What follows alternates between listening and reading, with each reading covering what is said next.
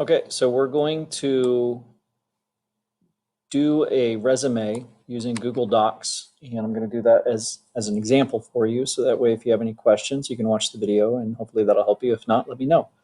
So I'm in my folder that I shared with myself. The one is my class period, my last name, and then my first name. Remember, you were supposed to make a folder just like that. So I'm in my folder. There's my pictures, that I was supposed to have.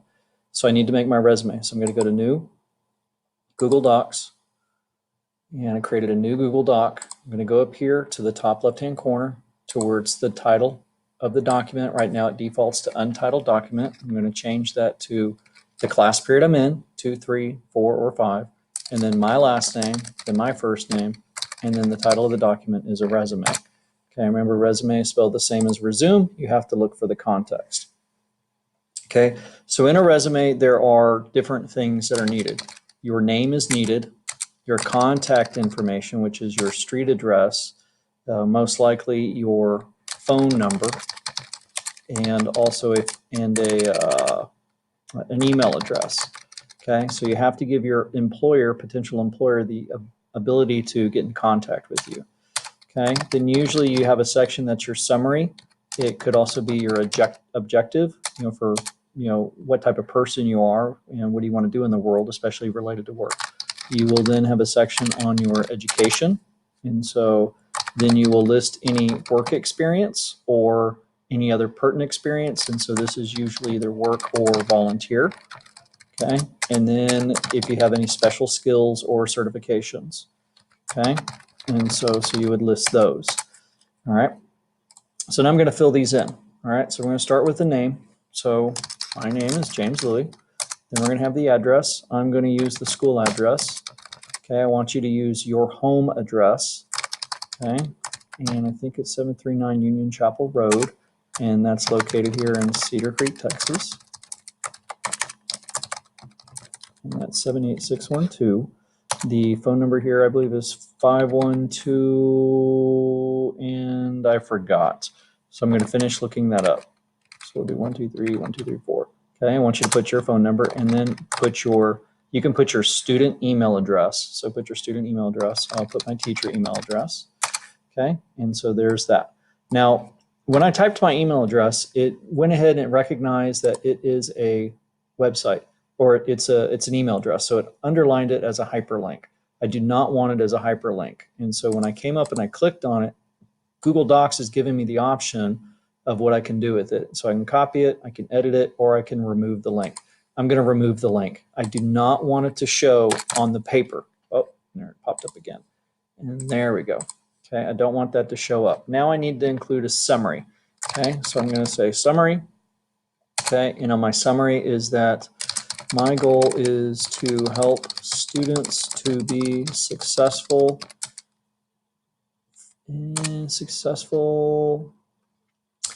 in finding gainful employment utilizing 21st century skills. Okay, so that's my objective. I'm going to change that. Instead of calling it a summary, I'm going to call that my objective. Okay, and so objective. Okay, and so now I got my education. Okay, and I'm not going to burden you with my education, but I'm going to help you with yours. Okay, so with your education, you need to have the name of the school. You attend Cedar Creek High School.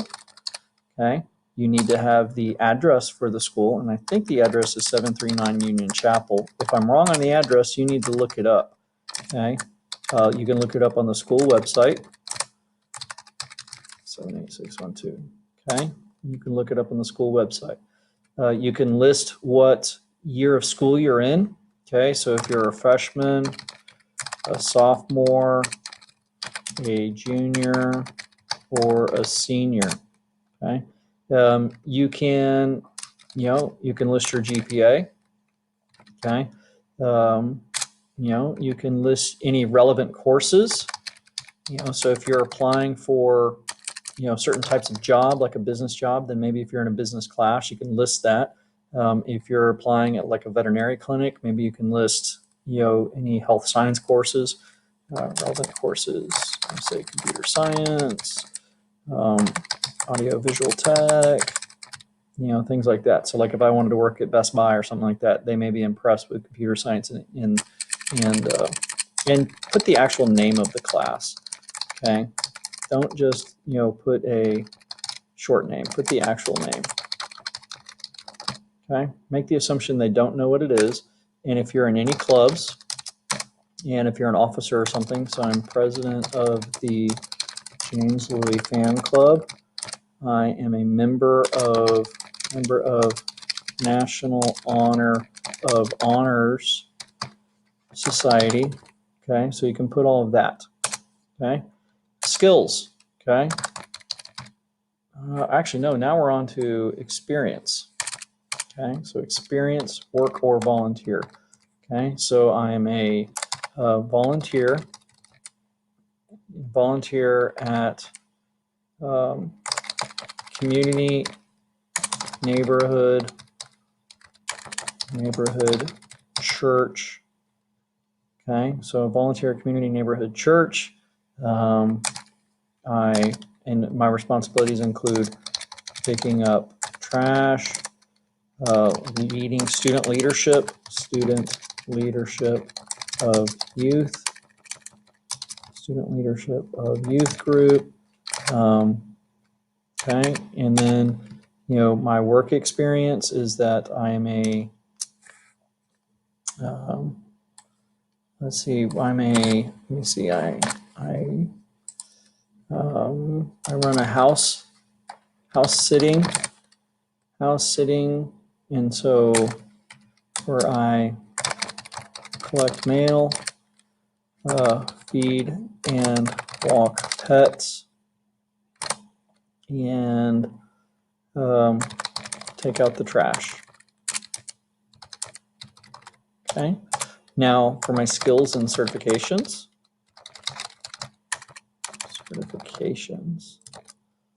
Okay, is that are you a Boy Scout, a Girl Scout? Are you in some sort of organization? Is that, so you could list all of those things. Do you have any, other certifications that you've earned through here at school? And so like if you're in the construction class, okay, then you may have already passed the OSHA safety exam.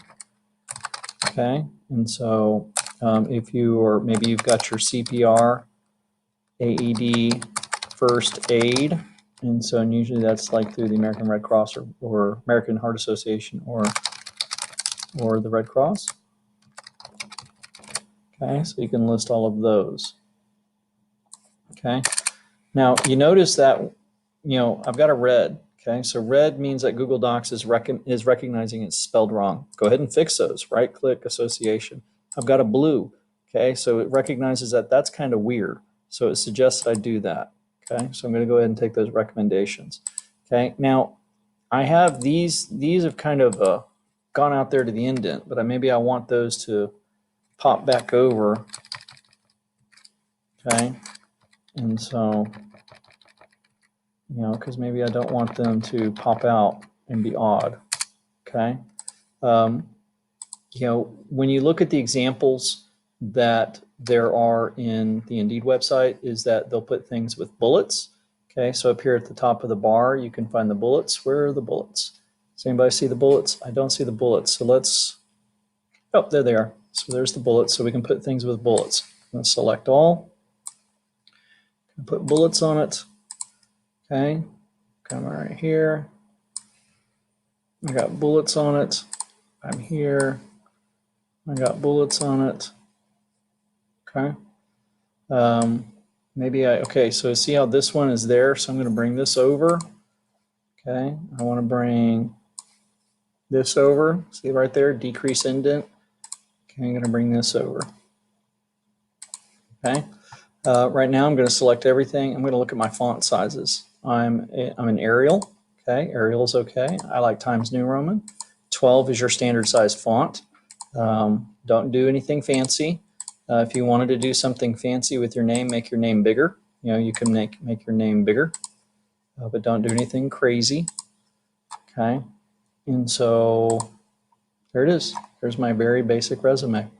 And you want to tailor this objective to the job that you're interested in applying for.